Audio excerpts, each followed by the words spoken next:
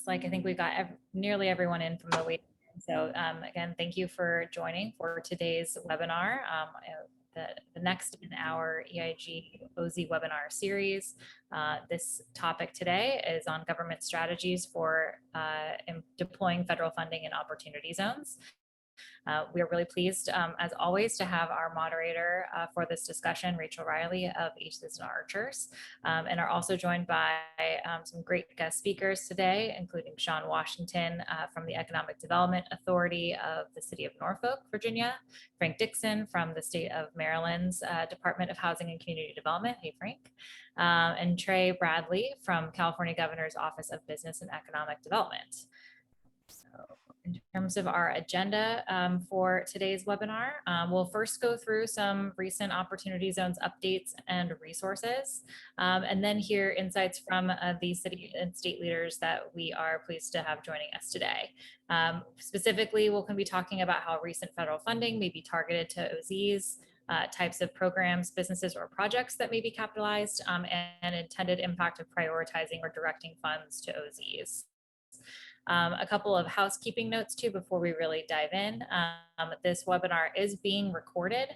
We will share a recording of this webinar and a recap of the discussion shortly thereafter, hopefully around the end of this week or early next. So look out for that. And as registrants, you will all receive that information in your inboxes as well.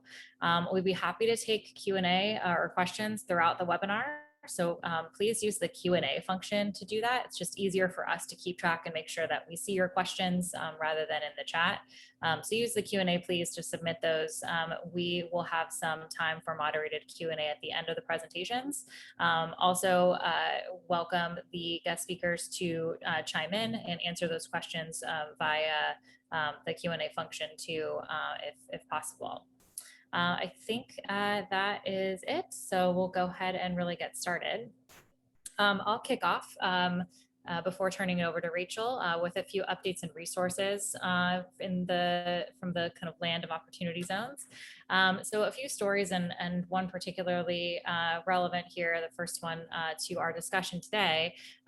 Georgia Governor Brian Kemp has directed federal funds recently from the state's membership in the ARC, the Appalachian Regional Commission, towards infrastructure improvements and other investments in the state's opportunity zones. There's more on that in the Roanoke Times. And I believe Rachel is nicely following along here and producing those links in the chat as well. On the second bullet, so in North Dakota, there's a really interesting, great story called Thriving on the Prairie. And essentially it's about a small town of about 1,700 people that have really leveraged opportunity zones along with other strategies to rehabilitate buildings across the town and to provide space and opportunities for now 31 new businesses to thrive throughout that community. And I've also just seen a real kind of sustainability throughout even a really challenging time for the world of small businesses throughout this pandemic. Not many have closed. They've all been able to survive for the most part, and in large part because of some help with opportunity zones coming in and providing for rehabilitation of old historic buildings and other ways that incentive has been leveraged to really help kind of breathe some new life into that Main Street and business core. In Schenectady, New York, there is a new project that will build 88 units of workforce housing. This is in partnership with Enterprise Community Partners, really large, CDFI. More than half of that project will be offered at those folks who are at 80% or below of AMI. And it's also one of the first projects that is using Enterprise's impact framework. We often talk about, the kind of reporting and transparency and impact with opportunity zones. A lot of private sector groups have started to put their own kind of impact, frameworks together. Enterprise is one such group that's done that. And this is the first deal that is using that to really assess its impact in the local community. The next one, Silicon Valley Bank, has backed the National Equity Fund with a $110 million commitment to launch a new opportunity fund that is dedicated to building affordable housing in some of the Bay Area's really, kind of housing challenged communities, and particularly for homeless populations and farm workers as well. So it's a really great new initiative there. And finally, another kind of affordable kind of workforce housing apartment complex in the works for Grand Junction. This will be a 96 unit as well as a 74 unit RV park for a really fast growing community that is experiencing some of the challenge in providing enough housing. This is a new complex that will help meet some of those needs. Under new resources, actually just late last week, the Sorensen Impact Center and the Utah Association of Counties put together a great rural opportunity zone and recovery playbook. It goes through kind of how to pair incentives, creating a community vision, connecting with investors, and really understanding the market and capital stacks. So I think that'll be a really, really great and useful new resource, particularly folks in rural communities.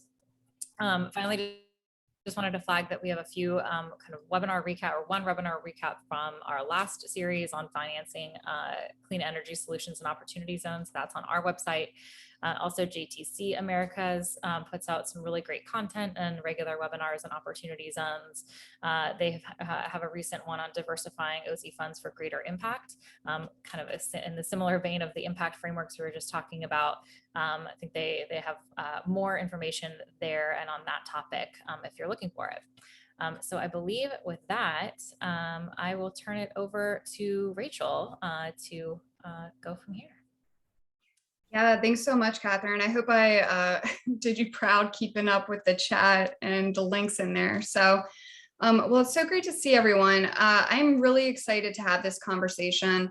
I think it's both timely as well as a good opportunity for us to check in with some of the state and local leaders that really were at the forefront of incentivizing or thinking strategically about how to best leverage their designated opportunity zones back in 2018 and 2019. And so really what we're here to talk about today is, as we're seeing this unprecedented level of federal funding coming to cities, regions, and states, what are the opportunities for public sector leaders to think, again, strategically, in a new way, though, about how programs can either be capitalized or projects, businesses can be funded using this public sector money, which will then lever up with private opportunity zone equity investment. And so, just to provide a few examples, in the American Rescue Plan Act that was passed back in March, there were state and local fiscal recovery funds, where one of the eligibility criteria was if you direct funds into qualified census tracts, which is another designation or term, but the overlay between qualified census tracts and opportunity zones, about 50% of opportunity zones are qualified census tracts. So there's an opportunity there to direct capital to those communities. And then we're also seeing states be really strategic in thinking about how they may leverage the State Small Business Credit Initiative. This is another program that was reauthorized as part of the American Rescue Plan Act.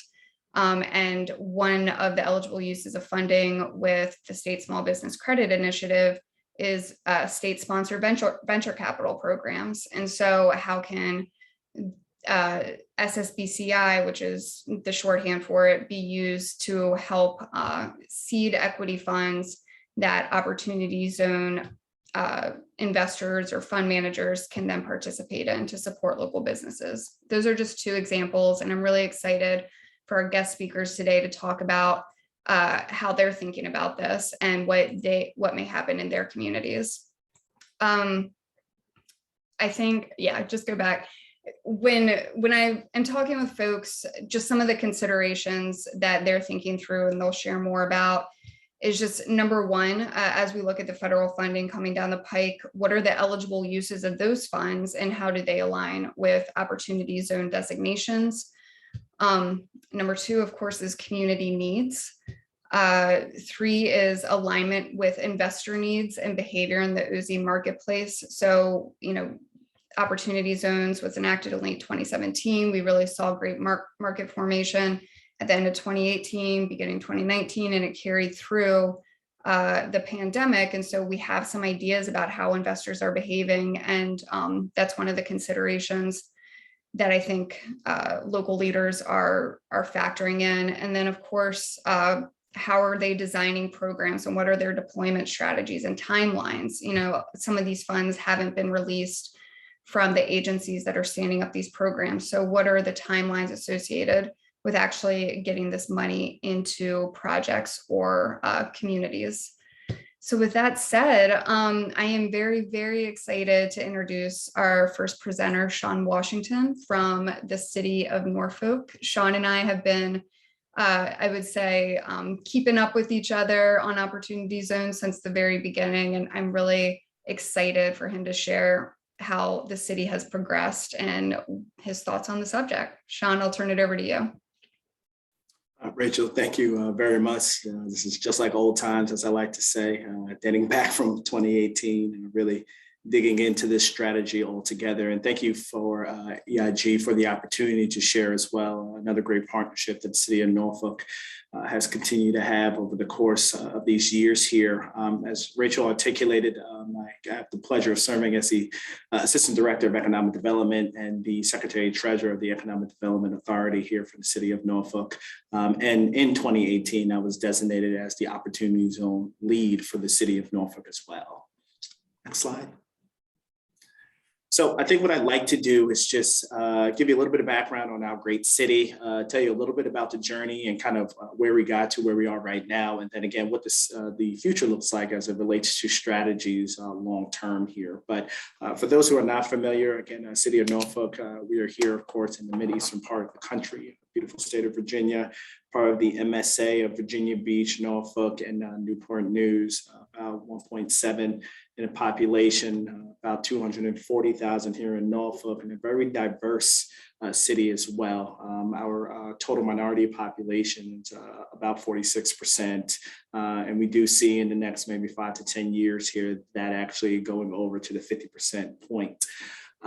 With that, though, as I like to say, historically here in the city, we've seen some challenges and there's things that city leadership has admitted to as it relates to systemic racism and other challenges that we've seen in our communities. And we're trying to right those wrongs, as we say, and really focusing on closing that generational wealth gap. And we're looking at that in the lens of entrepreneurship and, of course, robust job creation. What you see in front of you right here is our Opportunity Zone map. And one thing to note, and I always note, is that we actually have the most Opportunity Zones, census tracts, of course, here in the city of Norfolk for the whole state of Virginia. And that does kind of communicate one side of the story, but in my eyes, it really helps communicate strategy and opportunity. And so since 2018, we've done several things, panel discussions, workshops. There's been 3 OZ strategy playbooks and investment perspectives that we've actually been able to create. But all that hard work landed on what we like to call our district strategy. Next slide, please. And that's what you see before you here. This was the last Opportunity Zone investment perspectives we made. And what we decided to do was take those 16 census tracts that you saw on the previous slide and really help tell a better story for the market to be able to digest. And 2 of the things that I point out specifically is really our higher education zones or districts, as we like to say. Those are actually engulfed with Norfolk State University, or HBCU here in our great city of Norfolk, and Old Dominion University, another top tier university here in the state of Virginia. And we also looked at some of the other assets, as I like to say, those that may be what we call in our commercial district, if you're looking there at Military Circle. And then one prominent project that we spoke a lot about over these years, which is the St. Paul's project, which really encompasses 3 census tracts, which are actually public housing communities here that the city is looking to, of course, uplift our residents and turn into a premier community here in the city of Norfolk. Next slide. So all that work really helped pay dividends.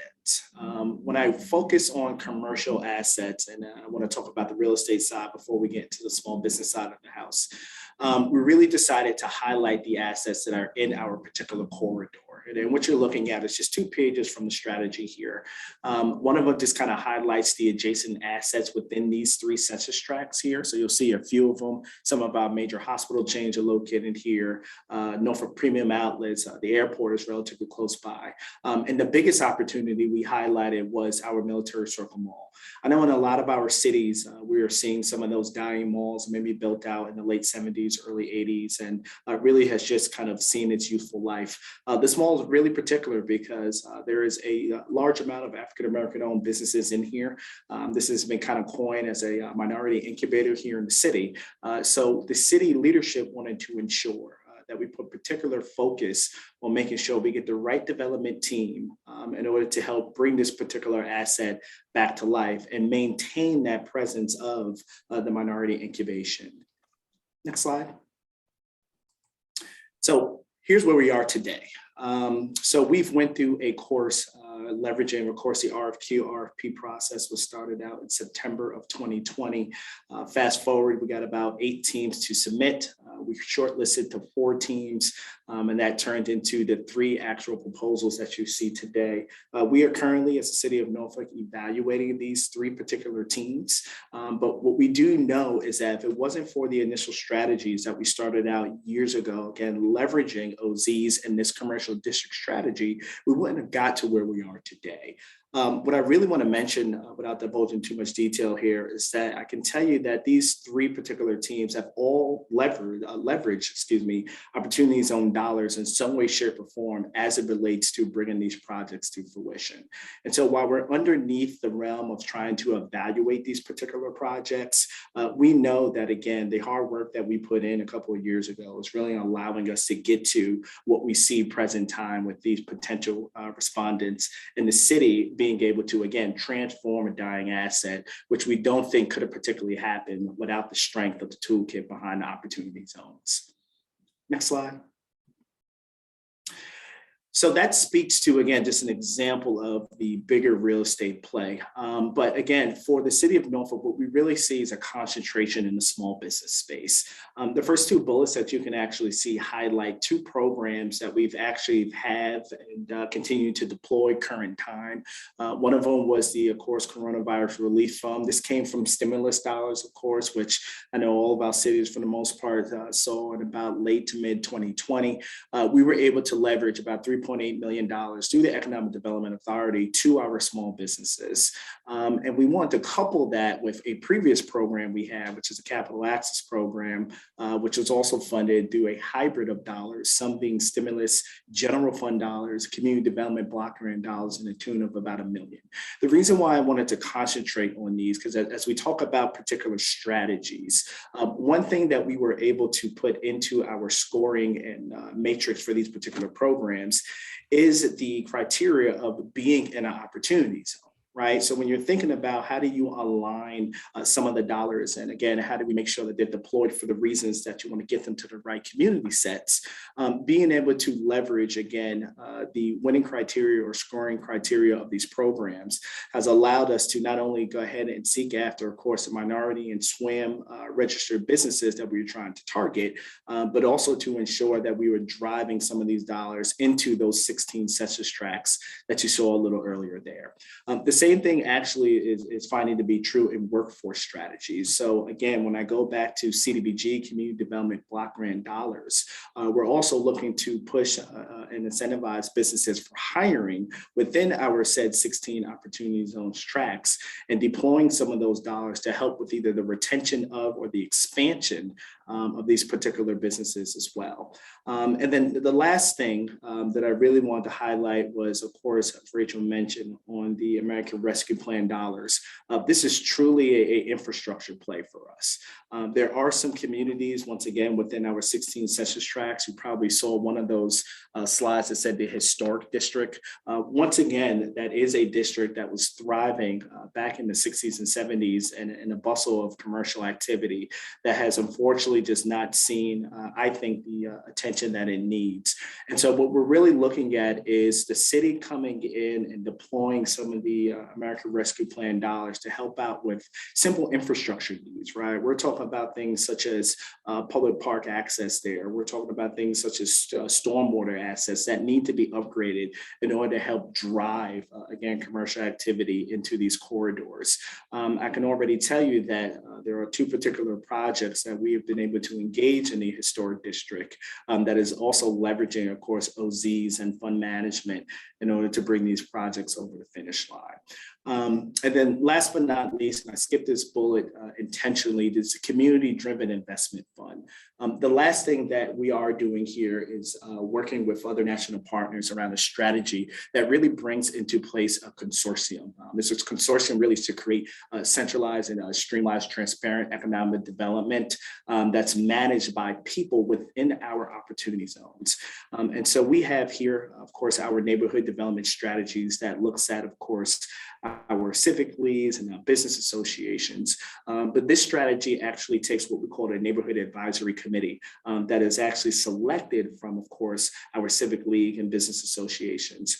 That advisory committee is responsible for investment decisions, once again, being driven within our opportunity zones. So the proposal here is to leverage, once again, some of our federal dollars that we have access to in the tune of about $4 million to actually do initial funding of this particular pool that will be deployed to our businesses, again, within our opportunity zones. So if I can communicate just a couple of key points of this strategy is one, please ensure that those that are either A, responsible for said federal dollars that are being deployed to your cities are in the same room with those who are, of course, responsible for deploying. The benefit that we have here in the city of Norfolk is that I work closely with the budget team and our finance team, again, designated as the OZ lead, and of course, Secretary Treasurer of the Economic Development Authority, which deploys these small business programs. We're able to make sure that these strategies are continued to align. And it wasn't just, again, a focal point that the city of Norfolk had a couple of years ago, but we're continuing to be consistent in the particular strategies to ensure that the dollars get out to the right individuals there. Rachel, that concludes my presentation.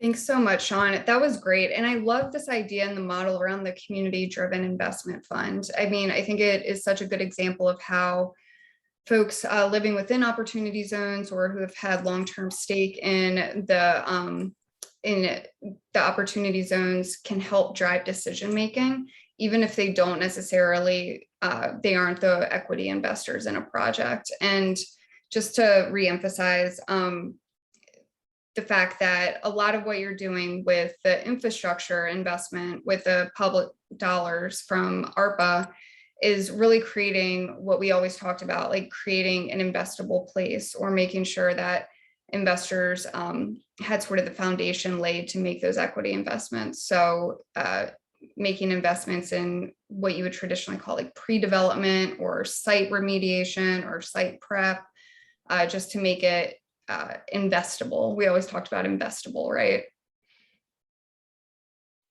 Rachel, if I can add, it's definitely the whole argument of getting it site ready. And I think, yes, whatever the city can do to really help lay that foundation really just welcomes and drives, again, the private investment into those communities there in which you're looking to target. So very important that I said that from the public side that you put your best foot forward in order to make sure that that ground is fertile and ripe for harvest. Always happening in the city of Norfolk, that best foot forward. Thanks so much, Sean. Really appreciate it. You're going to stick around for Q&A.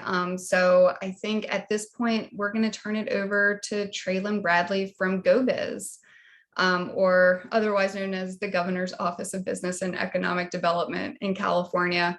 I think folks may be familiar with the fact that there's been I don't want to say outsized amount of opportunity zone activity in California, but there's a lot of both opportunity as well as activity happening within the state. And so a really great moment for us to hear from Traylon about how they are leveraging all of the work that's happening there. Great, and thank you, Rachel, and thank you to the EIG team for having me today. It's great here to be joining Norfolk and Maryland to talk about opportunity zones. Um, I work at my name's Trey Bradley. I work at the California Governor's Office of Business and Economic Development, or we call GoBiz for short. Next slide.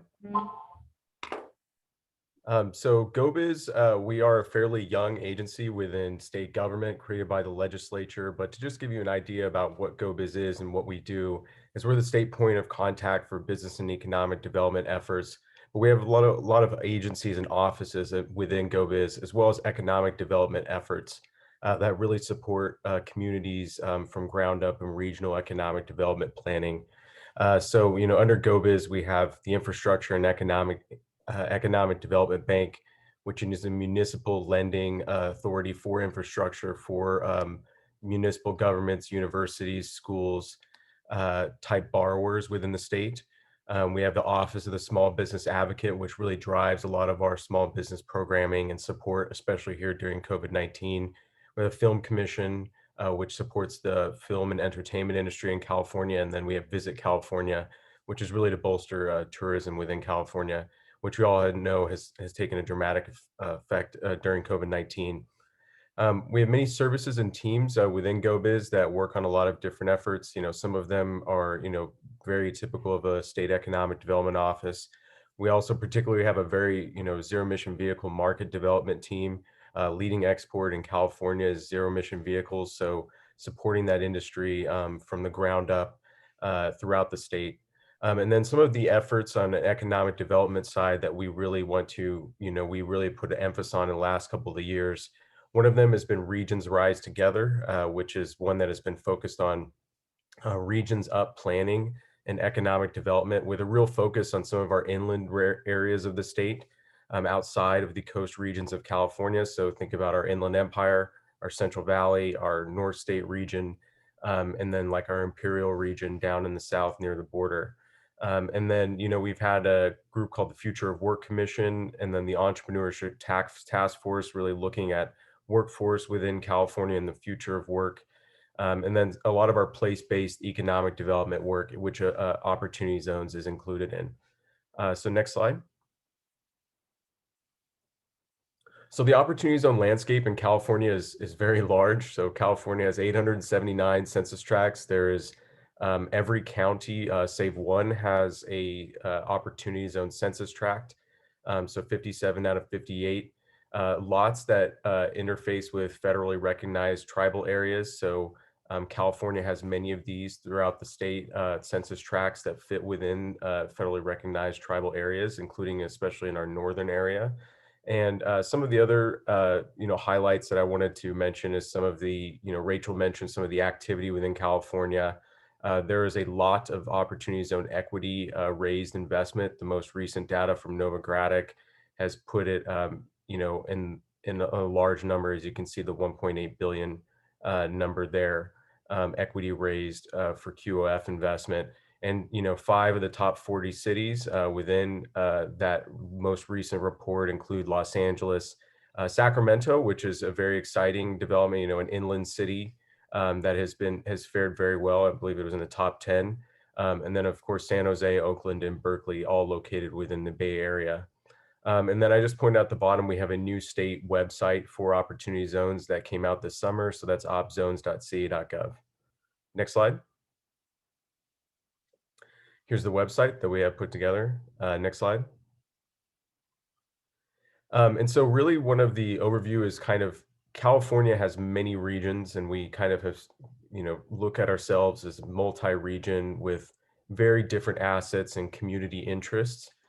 So the Opportunity Zone landscape, when we kind of redeveloped this website, one of the biggest feedbacks we received for communities was being able to share their prospectuses in one place online. So that way then potential investors could really understand what community vision was at the local level, and what their needs, desires, and assets are. And so I'd like to highlight a science and technology fellow within our office who helped put and create this perspectives page. But this is really where you can be able to see all the different regions of California and the different approaches they're taking locally to Opportunity Zones. And then of course, with this tool where they're able to see the different cities and then their efforts that they're doing, cities and counties locally, for them to go to our online mapping tool where they can see existing state investments within those same census tracts and those priority areas that maybe those communities have relayed in their prospectus. Next slide. So for California, when opportunity zones were created, there was a lot of existing alignment with census tract based, uh, place-based designations for California to align to, invest in. So some of those is we have, two laws, AB 1550 and SB 535, low-income communities. We have a mapping tool at the state for census tracts called California EnviroScreen, which looks at the areas most burdened by pollution and environmental effects. And many of these place-based designations for prioritization of state funding overlap strongly with opportunity zones. If you go to our mapping tool and you click on the fields that where you can see the state has invested in transportation funding, climate funding, other types of funding program for, say, for example, like water infrastructure out of a Department of Water Resources, it falls almost directly in line with opportunity zones. So we really have been someone to advocate at the state level for the alignment of these programs together in projects. We are a non-conforming state. We do not conform to the federal opportunity zone tax credit, but we are a large supporter of giving projects, that align with community-led goals and state goals and values, attention from our office and state agencies to ensure that they are successful at the local level. An example I like to share, and a lot of folks on the California side in this call may be very familiar with this one that I share quite frequently, but I share this one that's a City of Ontario in San Bernardino County. There's a program that, there's only less than a handful of those awarded across the state that we have called Transformative Climate Communities. And this is a program that really it's a place-centric program that looks at an area and thinks about how do we support that community from both a climate perspective, equity perspective, health perspective, transit perspective, by taking multiple state agencies to make investments in that specific geographic area, which is then organized by our Strategic Growth Council. So it's a housing project, maybe it's an incubator, maybe it's urban greening, and it's transit assistance, or maybe a light rail station. So it's kind of taking like multiple state investments in a place-centric area. We have an example of Ontario, which is a transformative climate community, which has a opportunity zone funding in the affordable housing development by National Corps for Vista Verde that is located there on site. So an example we like to share where it's a large state investment of alignment with opportunity zones. And then the next piece is really kind of what we're talking about a lot right now in California is how do you think about different types of tools at the local level that are of a place-based nature and be able to create them to think about this oncoming wave of federal funding. So some of those are kind of value capture tools such as tax increment financing or CEQA streamlining, business support districts or infrastructure districts, some of which I've named here, tourism improvement districts, which tourism is taking a large hit during the COVID-19 pandemic. How do you take and implement these tools to attract and shape the investment that aligns with state and community priorities? We realize that we cannot, control what happens with opportunity zone investments, but we want to be able to ensure they're channeled as much as they possibly can to projects that align with state and community-led goals. And then the last is kind of some of our technical assistance and capacity building that we've been able to share that at the local level. Some of that is kind of some of the state programs that we're really prioritizing opportunity zone projects. So about a dozen of our high-speed rail stations lay right into opportunity zones. So speaking with high-speed rail about, both integrating opportunity zones into their framework on economic development on their site, but not also working at the local level with those communities to establish infrastructure districts, which then attracts the development for then the opportunity zones and then the rise in value because of having a high-speed rail station nearby. Another one is we have surplus lands at our Department of General Services. And so, being able to see if we do have projects that are in surplus lands, surplus buildings that the state owns in opportunity zones, how can we potentially leverage opportunity zones for purchase of those properties to develop affordable housing. And then, of course, we provide tailored site selection permit assistance to firms considering opportunity zones, businesses primarily, and then local tailored assistance to cities, counties, economic development organizations. We also organize an annual convening, of which you can see on the website, which we're very thankful to a lot of our local partners and federal partners, inclusive of HUD. So to be able to put together a statewide convening to get updates on opportunity zones and hear what's going on at the local level, and then our promise zone communities as well. Next slide. And here's some of the one page in the state that I would highlight that kind of touches back onto the existing state-based designations. As you can see, we have a featured public investments page where you can see all of the examples of different types of projects that the state has invested in opportunity zones over the past couple of years. These projects range in a wide array of applications. You know, we have business tax credits that are on here that have been received in opportunity zones. We have really transformative, large place-based, you know, like a downtown where state has made multiple investments because of alignment with EnviroScreen or SB 1550, the two laws, AB 1550 for disadvantaged communities that the state offers. And then, you know, being able to show folks, you know, what are the different types of opportunity areas that those are for those types of state-based investments, and where they can find additional funding opportunities at the state to be able to align to those projects and those goals within that area. So some of the examples that we've shown statewide and we continue to share across the state. Next slide. Here's another example. We also have a featured private investments page. So some of the examples of private opportunity zone activity. But here's an example of great alignment within California. Downtown Fresno, inland large city within California, you know, has received several state-based investments to support the downtown and the emerging high-speed rail station. And so we've kind of, you know, being able to share some of those examples. But then on the right, you have also the example of a private activity. This was a, you know, a project that stayed dormant for quite some time, an old hotel within Fresno, but recently, within the last half decade, received opportunity zone investment to be able to develop a workforce housing project. It's very close to the high-speed rail station, but a great example of an opportunity zone investment locally within Fresno that aligns a lot of the state-based investments that have looked to increase value, but also do projects that align with the goals of the community there in Fresno. Next slide. And we've really kind of created two tools for local governments in California, some of our place-based resource toolkit. Where can you identify these overlapping areas?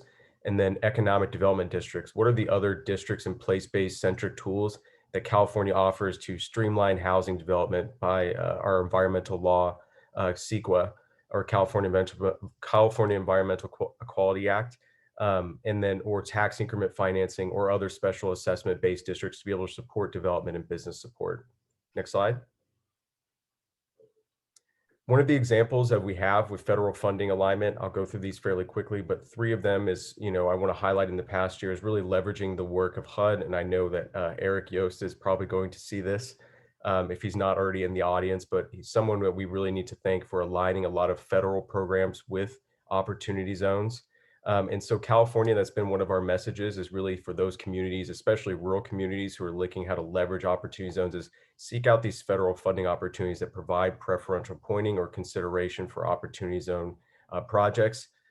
So some of the examples, our office, we applied for US EDA funding to provide staffing within more of our rural inland areas of the state.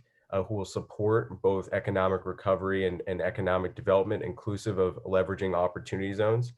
So it's one of our actions to leverage that preferential pointing and consideration for opportunity zone funding.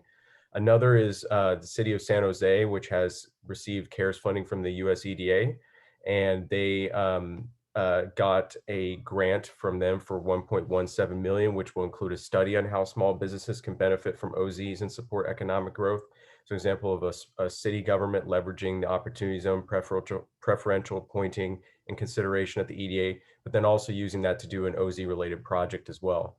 And then another one is a tribal government. So we've seen these two funding opportunities that the Susanville Rancheria, located in the far north of our state, has leveraged both, going for a tribal broadband grant and for a brownfields cleanup grant, both of which had OZ priority pointing in consideration in the review process at the federal level. Next slide.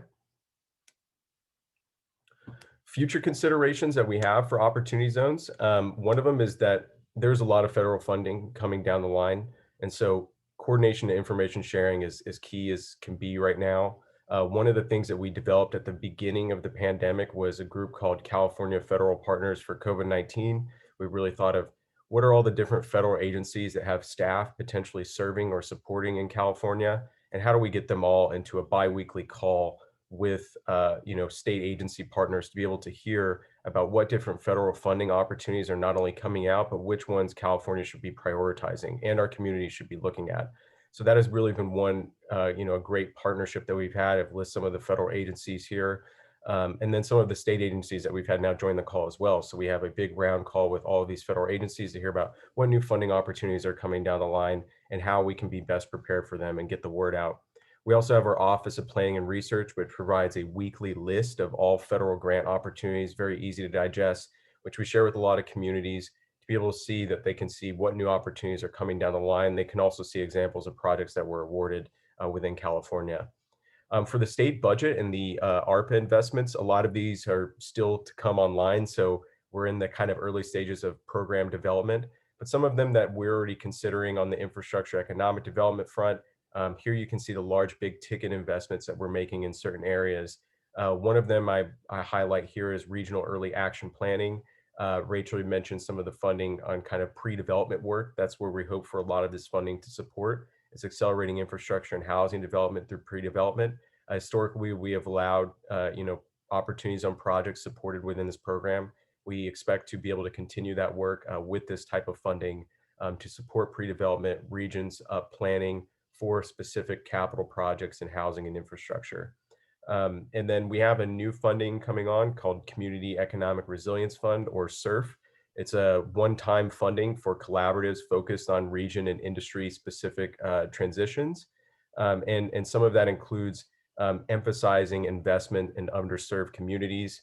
So they will build strategies. So we're expecting opportunity zones will be a part of that. It's also part of that language is leveraging existing state and federal investments and programs within that area that is looking from a region perspective. And then the last is somewhat for business and entrepreneurship support. We have existing financing programs which are receiving a boost, some of them like at our Small Business Finance Center. We have a California Rebuilding Fund, Capital Access. We have microloans available to entrepreneurs. And then, of course, we have SSBCI, which I think a lot of states are looking to, a lot more language about being able to implement that coming out. And then some of the other funding that we have in the budget that's really exciting, I think, for the opportunity zone space, but also for entrepreneurs in distressed communities, is we have what are called seed grants, which will be $20 million to community-based organizations through our employment training panel to provide micro grants and technical assistance to entrepreneurs in distressed communities. We have the California Dream Fund, which is $35 million of micro grants of up to $10,000 to seed entrepreneurs. And then another thing that we're also excited about is kind of our iHubs 2. So we are inclusive innovation hubs. These are 10 designations that the state will make statewide to stimulate partnerships for underserved geographic areas. Also provide technical assistance and how folks in those areas can leverage different sources of capital, whether it be venture capital or opportunity zone capital, to be successful in their entrepreneurial journey. So 10 designations statewide that we're hoping align with opportunity zone areas. Next slide. Lastly, I'm just providing links here. So if you want to see the work of California and some of our other projects that are going on, including the economic development efforts I mentioned at the beginning. And then next slide. And that does it for me. So thank you so much, Rachel, and I'll turn it back over to you and Frank. Yeah, thanks so much, Trey. The website that you guys have developed is so impressive. And I think if you look in the chat box, as you were talking, you'll see a lot of accolades for California and their work. So we always love to see that. Question for you, as the state is capitalizing programs and rolling out funding, what is the best way for folks to just stay up to date? Is there a newsletter? Can they reach out to you? What do you suggest for them? Yeah, we do have a newsletter, and so on the GoBiz website, we also have a newsletter for opportunity zones that we have that we're kind of relaunching and reforming right now. But for some of the larger state funding items, like that I mentioned, like the Community Economic Resilience Fund, some of those, I think that we're sharing the best place to stay up to date is our newsletter at GoBiz. Great, thank you, Trey.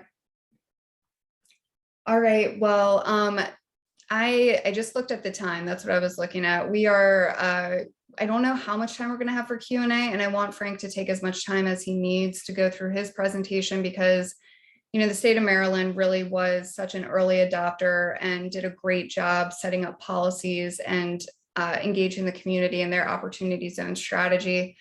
And so I'm really excited to have Frank Dixon from Maryland Department of Housing and Community Development to talk a little bit about what they've done, what the results have been, both with public and private investment, and where they're headed with their OZ strategy.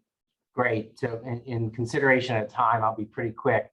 But Sean and who's Trey gave some really good presentations. I probably will do more verbal as opposed to slides.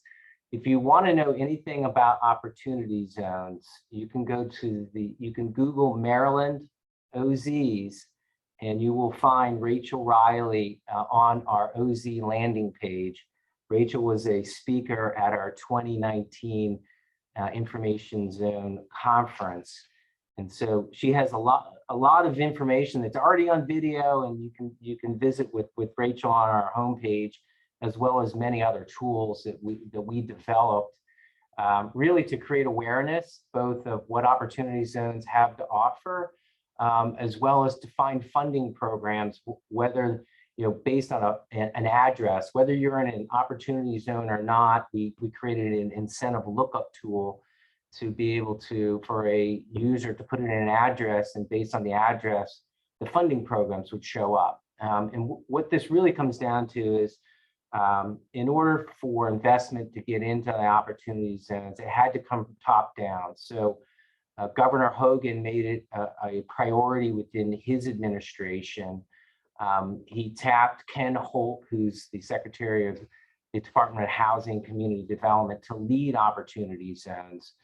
Ken is a former financial guy, and so anything that the department did, Ken was looking for any angle in which to be able to support opportunity zones. And so I think that's really what it comes down to. From a summary perspective, as far as it relates to investment success, we've tracked, and it's about $330 million worth of opportunity zone investment. That's private equity capital going into an opportunity zone.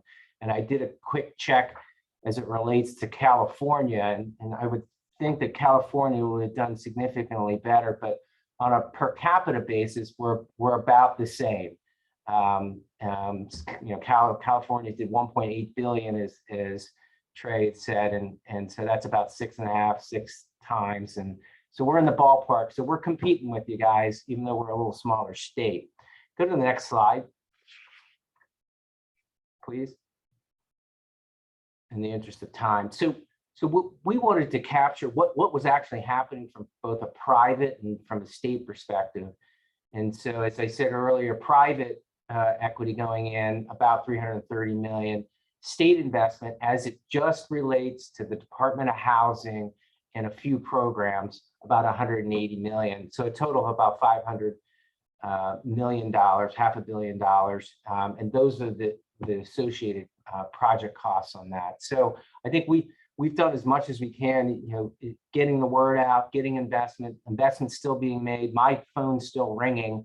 It died kind of during the pandemic, but it's already been coming back for the last couple of months. Next slide, please.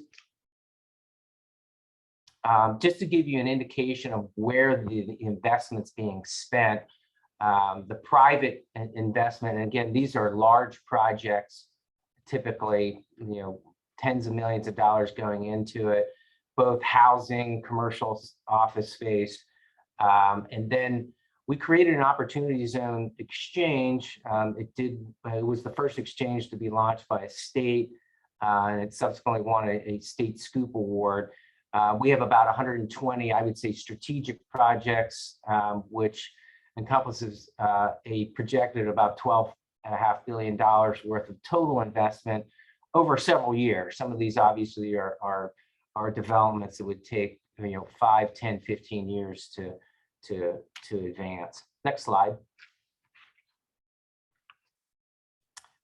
This gets into the specific programs within the Department of Housing where there was a focus as some of my previous colleagues here on the panel mentioned, of preference points for housing projects, actual directed dollars to businesses through the Neighborhood Business Works program, which is a lending and investment program. And then the state revitalization programs, which include strategic demolition, which we would say is pre-development, trying to get areas ready for investment, which they wouldn't, investors wouldn't come and take a look unless there was state dollars to clean up the blight and or demo an existing mall that needs to then be revitalized into another best case use situation. And so that's an example of some of the breakdowns. And this continues today with both grant dollars, loan dollars, of the like, to try to spur different developments. Next slide, please. As it relates to Maryland, you can see on this map, investment was made throughout the state. We did take some approaches where we're concentrated on specific communities where we brought, as Trey mentioned, the multiple agencies into a jurisdiction. So down in the Eastern Shore in the Dorchester area, there was a concentrated effort to try to assist Cambridge, which is a small community on the Eastern Shore, predominantly seafood industry, which was decimated in the 60s as it relates to jobs. And so there's a concentrated effort in certain communities. We're bringing multiple agencies, multiple funding, i.e. dredging the water so you can have boating and making it a destination center. Similar to the western parts of Maryland, where the rural areas where not a whole lot of people out there, but they too have their own circumstances. And so there were multiple agencies come together to provide funding for a variety of projects. Next slide, please.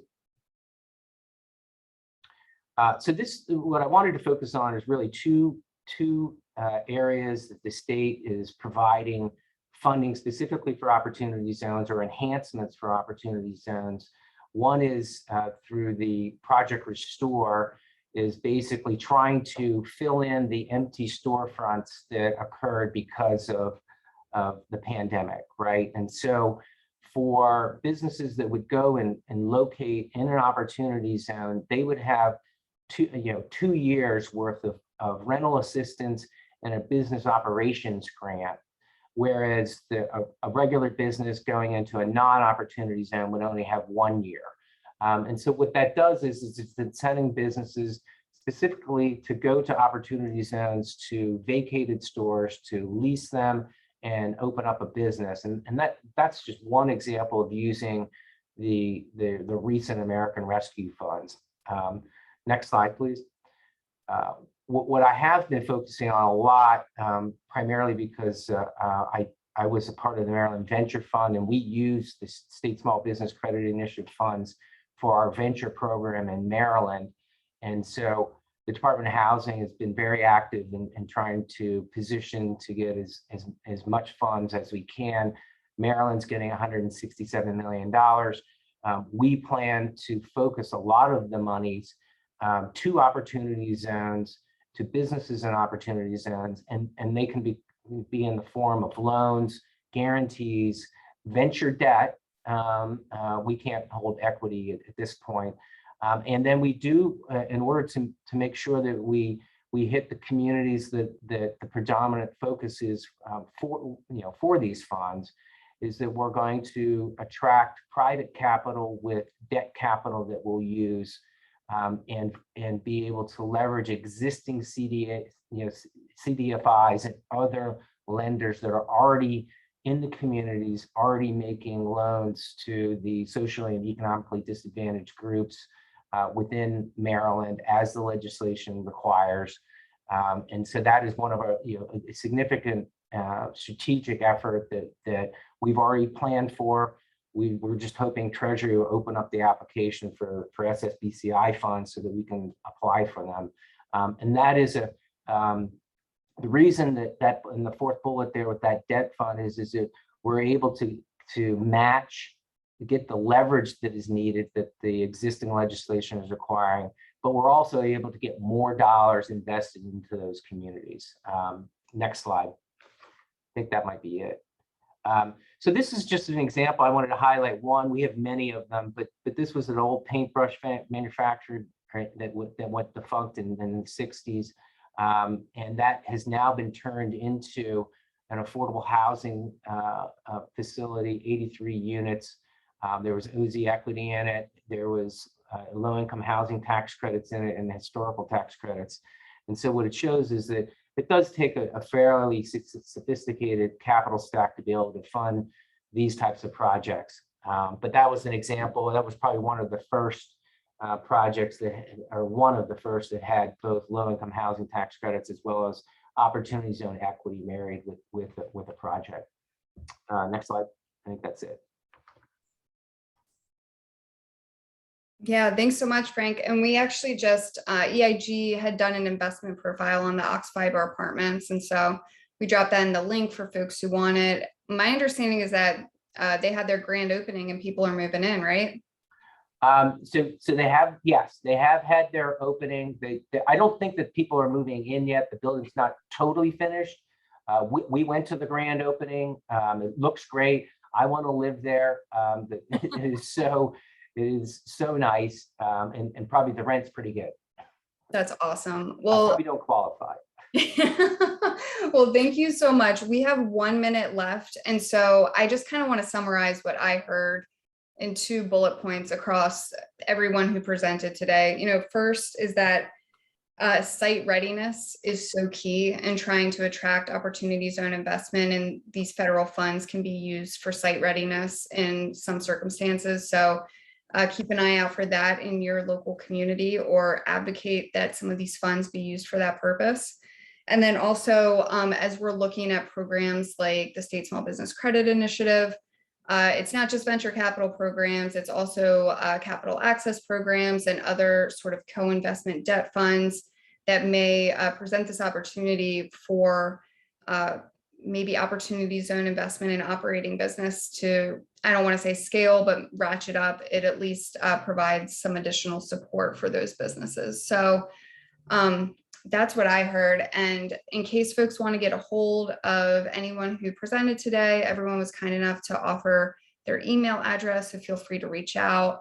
And unfortunately, we don't have time for Q&A, but Catherine, I'm just going to turn it back over to you to close us out here. Thanks, Rachel. And thank you so much to our panelists, Frank, Trey, and Sean. It was a great conversation. Just from seeing the chats, it seems like everyone found these resources to be really, really useful. So really appreciate everyone's time today, our presenters and the audience for tuning in. And as I said at the top, we'll have this recording and a recap of this discussion up on our website shortly.